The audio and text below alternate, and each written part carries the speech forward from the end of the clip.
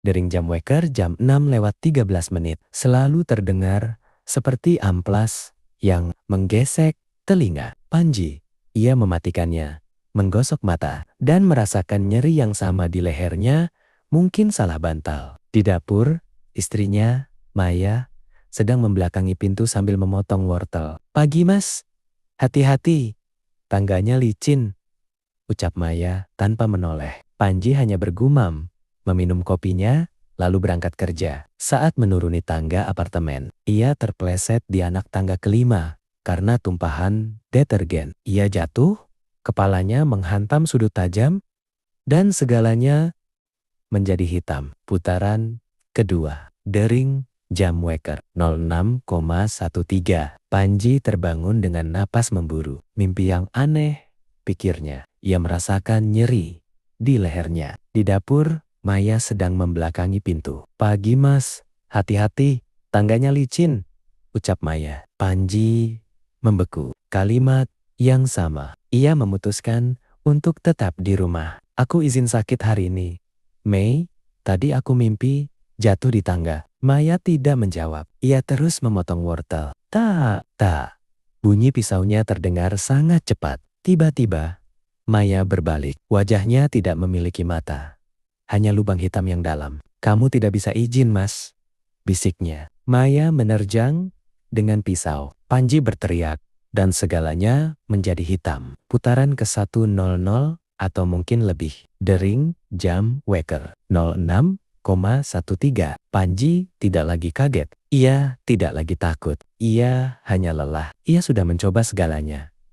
Lewat jendela, mengunci diri di kamar mandi. Bahkan mencoba mengakhiri hidupnya sendiri sebelum jam 7.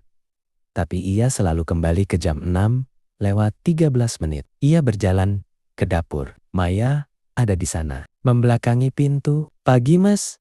Hati-hati, tangganya licin," ucap Maya. Kali ini, Panji duduk di meja makan dan memperhatikan punggung istrinya. Ia menyadari sesuatu yang luput selama ini. Setiap kali Maya memotong wortel, jumlah wortel di meja bertambah 1 setiap siklus. Sekarang, meja itu sudah penuh dengan ribuan potongan wortel yang membusuk. "Maya," panggil Panji lirih, "tolong hentikan ini." Maya berhenti memotong. Ia berbalik perlahan. Kali ini wajahnya normal, tapi ia menangis darah. "Aku tidak bisa menghentikannya, Mas." "Isak Maya, ini bukan hariku yang berulang. Ini adalah ingatan terakhirmu sebelum mesin penopang hidup itu dimatikan." Panji melihat ke arah jam weker. Angka 06,13 mulai berkedip merah. Di belakang, suara detak jam. Ia mulai mendengar suara yang nyata dari dunia luar. Suara datar dari monitor jantung rumah sakit. Maya menghilang. Dapur menghilang. Ruangan berubah menjadi putih bersih. Panji menyadari bahwa ia tidak terjebak dalam waktu. Ia terjebak dalam detik-detik terakhir otaknya yang sedang mati. Dan jam itu berbunyi lagi. 06,13. Bunyi tuut yang panjang itu seharusnya menjadi akhir. Namun, bagi Panji, suara itu justru berubah menjadi dengungan frekuensi rendah yang menyakitkan. Ruangan putih bersih itu perlahan retak, seperti kaca yang dipukul palu. Di balik retakan itu, Panji tidak melihat surga atau neraka. Ia melihat ruang ICU antara dua dunia. Ia melihat tubuhnya sendiri terbaring kaku dengan selang di mana-mana. Di samping ranjang, Maya-Maya yang asli, yang matanya sembab dan wajahnya lelah sedang menggenggam tangannya. "Mas, kalau kamu dengar aku, tolong bangun," bisik Maya nyata. Panji mencoba berteriak, "Aku di sini, aku melihatmu." Tapi suaranya hanya bergema di dalam kepalanya sendiri. Saat ia mencoba menyentuh tangan Maya, dunianya kembali bergetar. Dapur itu muncul lagi secara paksa. Jam weker itu berbunyi lagi. 06,13. Sang penjaga gerbang. Kali ini, Maya tidak sedang memotong wortel. Ia berdiri di tengah dapur, memegang sebuah stetoskop yang kabelnya menjalar ke seluruh dinding rumah. Seolah-olah rumah itu adalah bagian dari tubuh Panji. "Kenapa aku kembali lagi ke sini, Mei?" tanya Panji frustrasi. Maya menatapnya datar. Karena kamu belum memilih, Mas.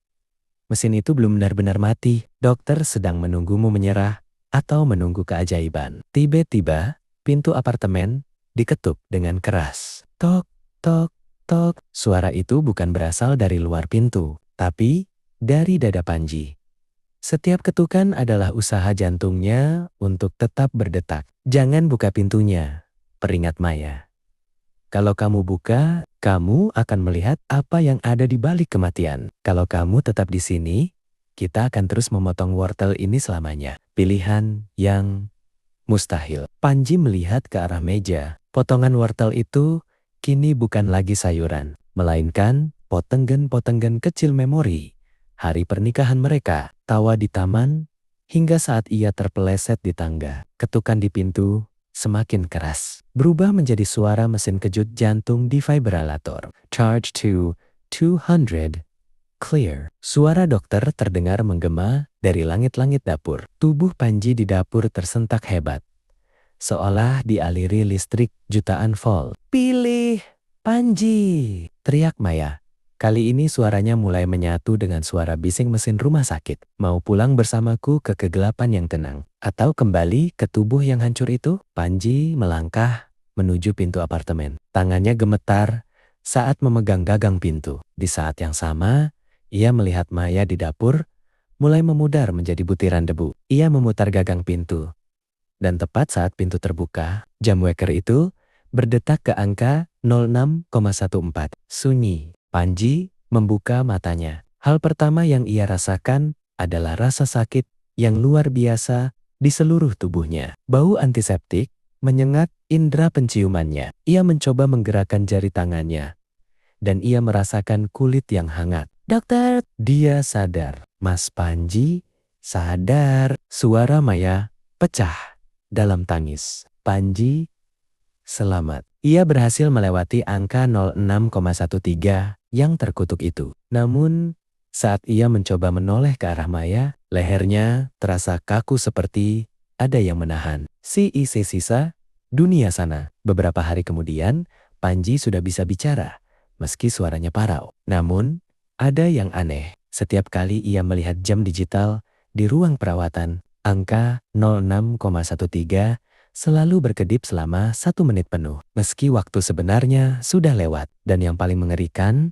adalah hobinya yang baru. Maya menemukan Panji di dapur rumah mereka. Seminggu setelah pulang dari rumah sakit, Panji berdiri membelakangi pintu.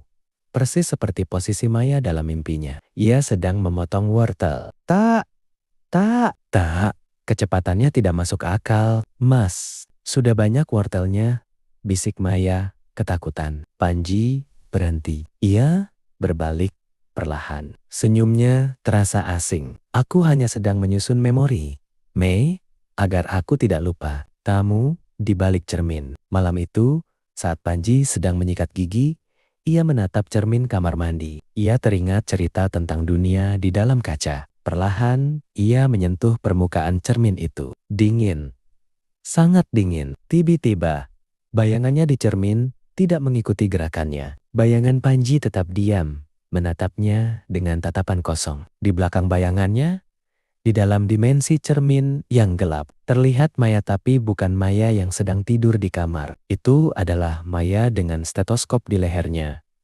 Maya sang penjaga gerbang. Bayangan Maya di dalam cermin itu menempelkan telapak tangannya ke kaca dan menuliskan sesuatu dari arah dalam menggunakan uap napas. 06,13 hanya tertunda. Kejutan terakhir. Panji mundur dengan ngeri. Ia berlari ke tempat tidur dan memeluk Maya yang asli untuk mencari perlindungan. Maya terbangun, mengusap punggung Panji dengan lembut. Esti, sudah mas.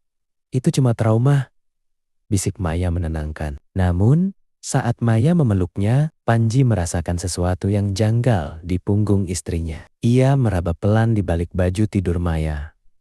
Di sana tertanam sebuah benda keras yang berbentuk kotak kecil. Panji menyibak sedikit baju Maya dan jantungnya seolah berhenti berdetak. Di punggung istrinya tertanam sebuah jam digital kecil yang kulitnya menyatu dengan daging. Angka di jam itu menunjukkan 06,12 dan angkanya baru saja berubah menjadi 06,13. Seketika, seluruh lampu di rumah padam. Dari kegelapan, Panji mendengar suara ribuan wortel yang jatuh dari langit-langit, menimbun mereka berdua dalam kesunyian yang dingin. Panji berusaha berteriak, tapi tenggorokannya terasa penuh, bukan oleh cairan, melainkan oleh serat-serat kasar. Ia memuntahkan potongan wortel mentah yang masih segar, namun bercampur darah hitam, parasit, waktu. Dalam kegelapan total, jam digital di punggung Maya berpendar merah, menyinari sekeliling mereka dengan ritme detak jantung yang tidak stabil.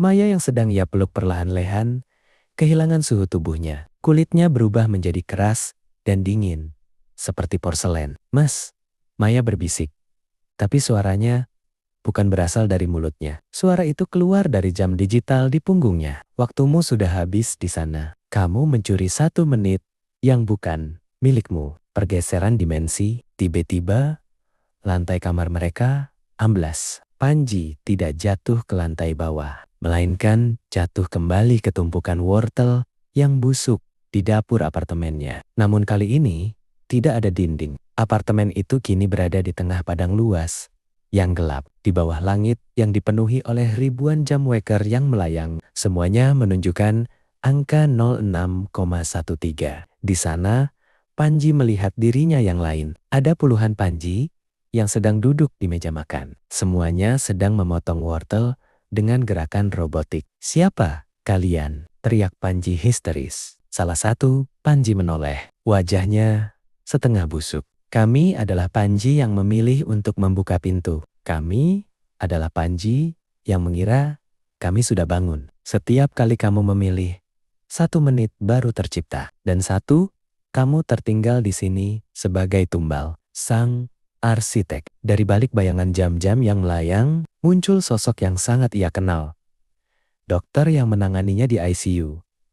Namun, sang dokter tidak mengenakan jas putih. Ia mengenakan jubah yang terbuat dari rangkaian jarum jam yang terus berputar. "Panji," suara sang dokter bergema. "Kematian bukan sebuah garis akhir. Itu adalah sebuah algoritma yang rusak. Dan kamu adalah bug yang terus mencoba mengulang programnya." Sang dokter mengulurkan tangan, dan di telapak tangannya terdapat sebuah baterai kecil. "Istrimu yang asli sudah merelakanmu sejak lama. Panji, Maya yang kamu lihat di rumah sakit adalah memori yang kamu paksa untuk hidup. Dan jam di punggungnya itu adalah sumber tenagamu untuk berada di sini. Kebenaran yang menghancurkan." Panji melihat ke tangannya sendiri. Perlahan, kulitnya mulai retak dan mengelupas, menunjukkan sirkuit kabel dan roda gigi di dalamnya. Ia bukan lagi manusia, ia adalah manifestasi dari penolakan. Otaknya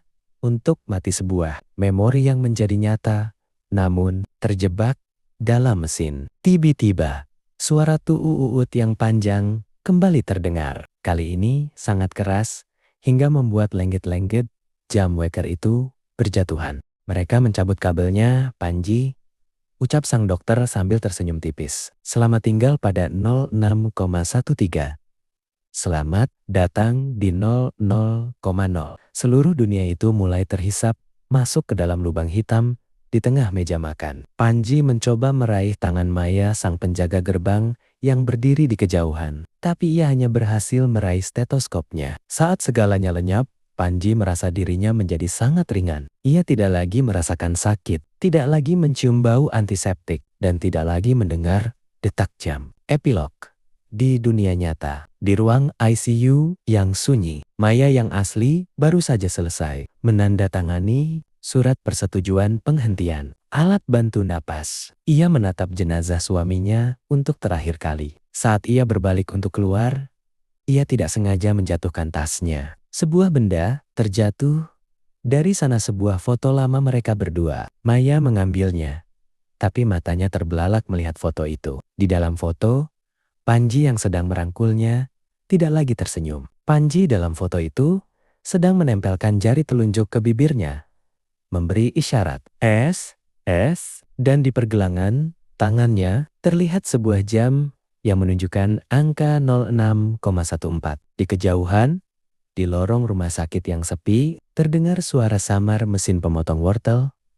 Tak, tak, Maya membeku di koridor rumah sakit yang remang-remang. Suara tak, tak, tak itu tidak terdengar seperti mesin, melainkan seperti pisau. Dapur yang menghantam papan kayu dengan ritme yang sangat presisi. Suara itu berasal dari ruangan bedah mayat di ujung lorong. Detak yang tertinggal, Maya berjalan mendekat, seolah ditarik oleh benang tak kasat mata. Setiap langkahnya membuat foto di tangannya terasa semakin panas. Ia melihat ke arah foto itu lagi. Kini, bayangan Panji di dalam foto mulai merangkak keluar dari bingkai kertas. Jemarinya yang pucat dan kurus mencengkeram tepi foto, berusaha menarik diri ke dunia nyata. "Mas, Panji," bisik Maya dengan suara bergetar. Ia sampai di depan pintu ruang bedah. Pintu itu sedikit terbuka. Bau wortel busuk yang menyengat bercampur dengan aroma formalin menusuk hidungnya. Di dalam,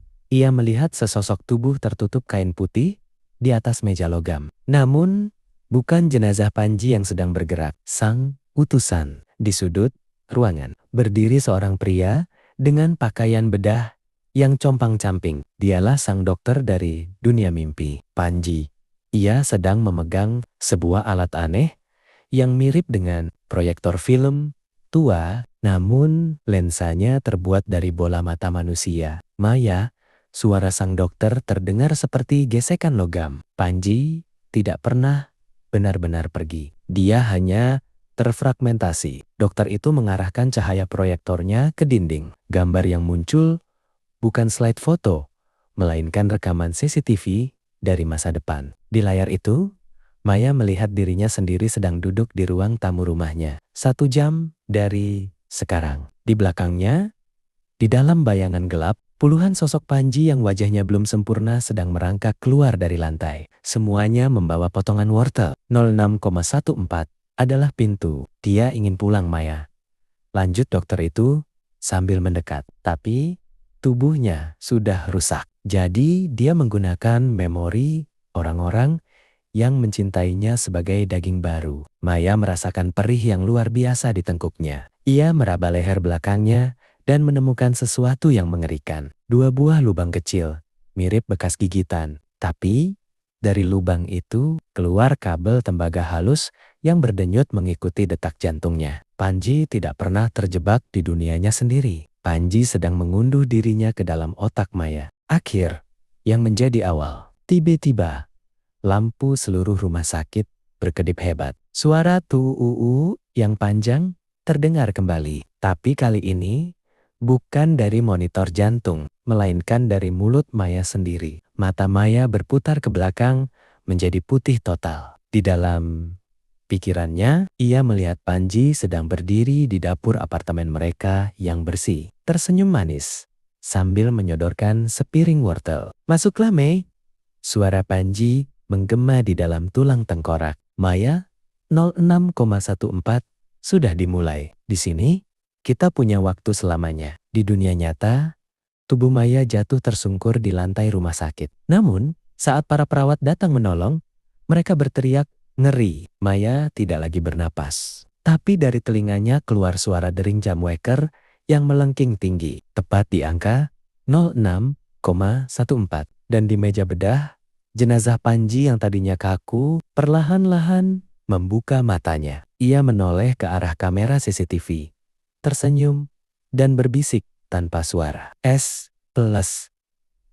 Giliranmu sekarang." Kalimat itu menggantung di udara, dingin dan tajam. Petugas keamanan yang sedang memantau layar CCTV di ruang kontrol tersentak. Ia memajukan wajahnya ke layar, mencoba memastikan apakah jenazah di ruang bedah itu benar bergerak. Tepat saat itu, layar monitornya berubah menjadi statis.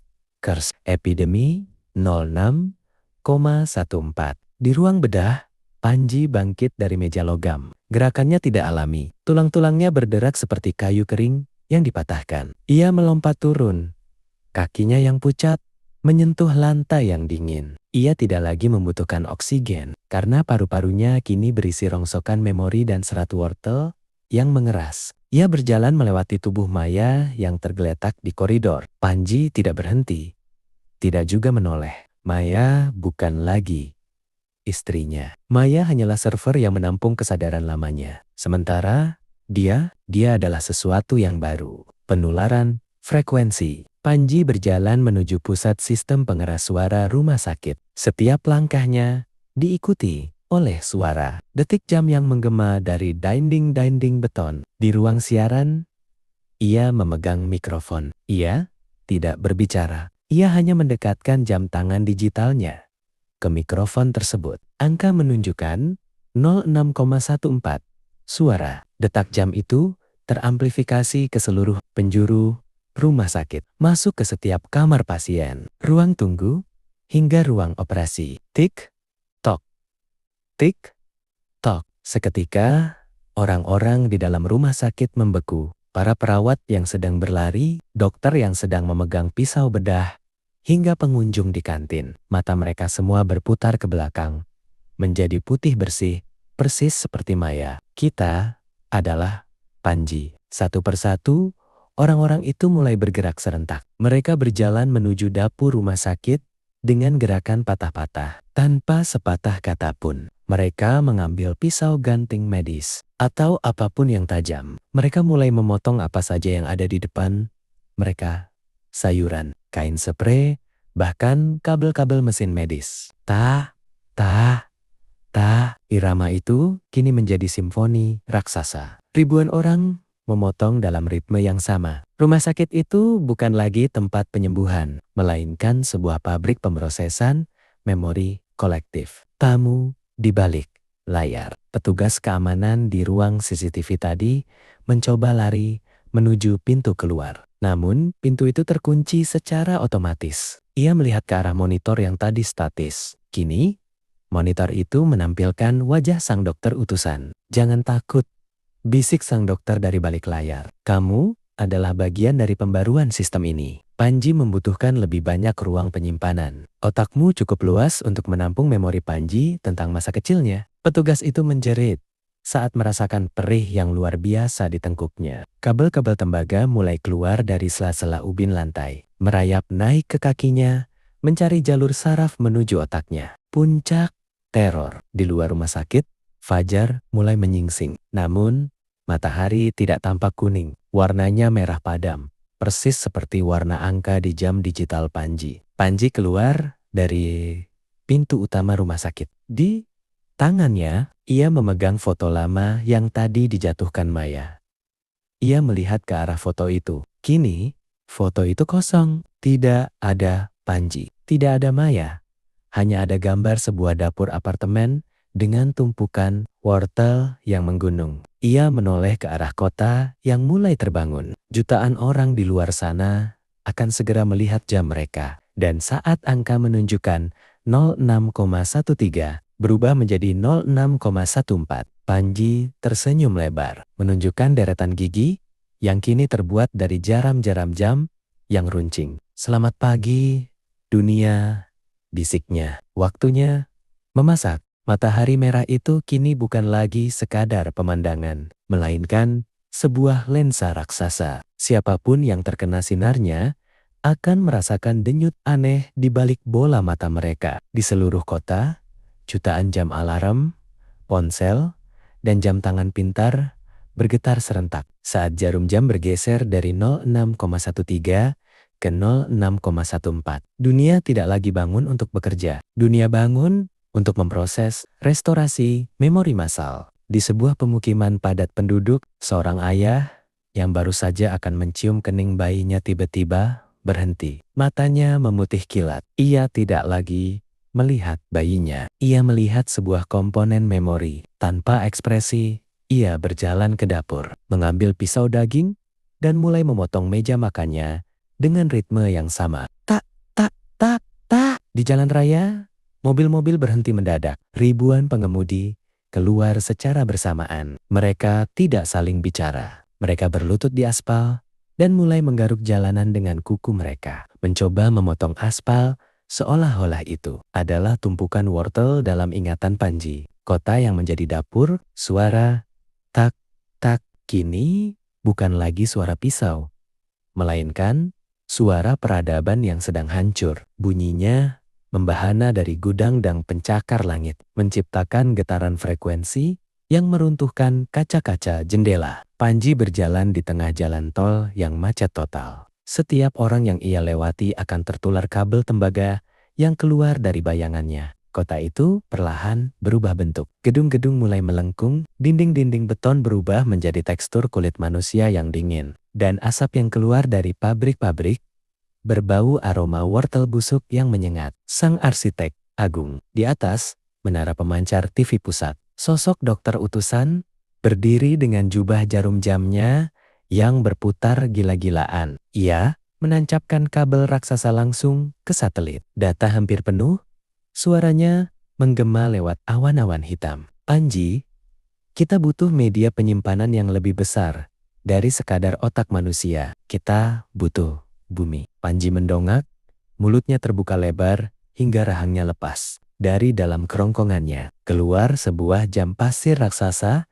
yang isinya bukan pasir, melainkan jiji-jiji manusia yang terus bergesek. Jika bumi adalah piringnya, suara Panji terdengar dari jutaan speaker di seluruh kota. Maka kalian semua adalah bumbunya. Detik terakhir, realita. Seorang penyiar berita di studio TV pusat masih mencoba bertahan. Ia adalah satu-satunya yang belum tertular. Karena jam tangannya mati sebuah jam analog tua. Pemberian kakeknya yang berhenti di angka 06,12. Dengan kamera yang masih menyala, ia berbisik ke arah lensa. Siapapun yang melihat ini, jangan lihat jam kalian, jangan dengar detaknya. Waktu sudah tidak nyata. Kita semua sedang dimasak dalam ingatan seorang pria bernama Pan. Belum sempat ia menyelesaikan kalimatnya. Layar TV di seluruh dunia menampilkan wajah Panji yang sangat dekat. Panji seolah-olah sedang mengintip dari balik layar kaca TV masing-masing penonton. Est, bisik Panji di jutaan rumah. Kenapa kamu belum memotong? Tiba-tiba, dari layar TV itu, keluar ribuan potongan wortel yang membanjiri ruang tamu orang-orang. Wortel-wortel itu bergerak seperti lintah, merayap masuk ke dalam telinga dan mulut siapapun yang menonton. Dunia kini resmi menjadi dapur Panji. Tidak ada lagi hari esok, karena waktu telah dikunci selamanya pada angka 06,14. Langit perlahan menutup, berubah menjadi lenggit-lenggit apartemen putih yang retak, dan matahari merah itu perlahan berubah menjadi lampu neon yang berkedip malas. Seluruh umat manusia kini hanya menjadi satu entitas tunggal. Seorang pria bernama Panji yang sedang memotong wortel di dapur pribadinya. Ini adalah akhir dari garis waktu kita. Peradaban telah terunduh sepenuhnya ke dalam kegilaan Panji. Dunia telah menjadi sunyi, kecuali suara tak yang kini berubah menjadi detak jantung bumi yang sekarat. Jam ke-25. Kekosongan abadi. Di tengah dapur semesta itu, Panji berhenti memotong. Ia meletakkan pisaunya, yang kini sudah menyatu dengan tulang tangannya. Di atas meja makan raksasa, yang dulunya adalah benua, tersaji hidangan terakhir. Seluruh sejarah manusia, cinta, benci, dan air mata, telah dicincang menjadi tumpukan memori yang seragam. Perjumpaan di titik nol. Tiba-tiba, di sudut dapur yang gelap, muncul sebuah kursi kecil. Di sana duduk seorang wanita dengan pakaian yang sangat biasa, tanpa kabel di tengkuknya, tanpa mata yang memutih. Itu adalah Maya. Bukan Maya sebagai server, bukan Maya sebagai penjaga gerbang, tapi Maya yang asli sebuah fragmen cinta yang terlalu murni untuk diunduh oleh mesin kematian. Mas, panggilnya lembut. Panji menoleh. Wajahnya yang tadinya terdiri dari jeram-jeram jam, mulai mencair. Kembali menjadi wajah manusia yang lelah. Mei, kenapa kamu masih di sini? Semuanya sudah menjadi aku. Semuanya sudah 06,14. Maya tersenyum sedih. Ia mengeluarkan sebuah jam saku tua dari sakunya. Jam itu tidak berdetak. Aku adalah bagian dari dirimu yang menolak untuk mengingat. Panji. Aku adalah bagian yang ingin kamu lupa. Tombol delete. Maya mendekat dan meletakkan tangan hangatnya di dada. Panji tepat di mana jam digital itu tertanam. Dunia ini terlalu berat untuk kamu pikul sendiri dalam kepalamu, bisik Maya. Biarkan 06,14 berhenti. Biarkan wortel ini membusuk. Biarkan kegelapan ini menjadi tenang. Panji menangis. Air matanya bukan lagi darah hitam, melainkan air mata jernih. Saat air mata itu jatuh ke lantai dapur, seluruh dunia dapur Panji mulai retak. Gedung-gedung daging runtuh, matahari, neon padam, dan suara tak perlahan menghilang, digantikan oleh kesunyian yang damai. Tapi kalau aku berhenti, isak Panji, aku tidak akan ada lagi. Kita tidak akan ada lagi. Kita sudah tidak ada sejak lama. Sayang, jawab Maya. Sekarang waktunya tidur yang sesungguhnya. Cahaya putih, Maya menekan tombol di jam saku tua itu. Jarumnya tidak bergerak ke 06,15, melainkan berputar balik dengan sangat cepat, melewati 06,13, 06,0, hingga kembali ke titik di mana Panji belum pernah lahir. Seketika, ledakan cahaya putih yang murni menelan segalanya. Epilog. Di sebuah toko jam, tahun ke-2026, seorang pria muda masuk ke sebuah toko jam antik. Ia melihat sebuah jam waker digital tua yang retak di pojok lemari. Ini jam rusak, Mas. Selalu berhenti di angka 06,13, kata penjaga toko. Pria itu tersenyum, merasakan deja vu yang aneh. Seolah ia pernah bermimpi tentang jam itu selama ribuan tahun. Tidak, apa?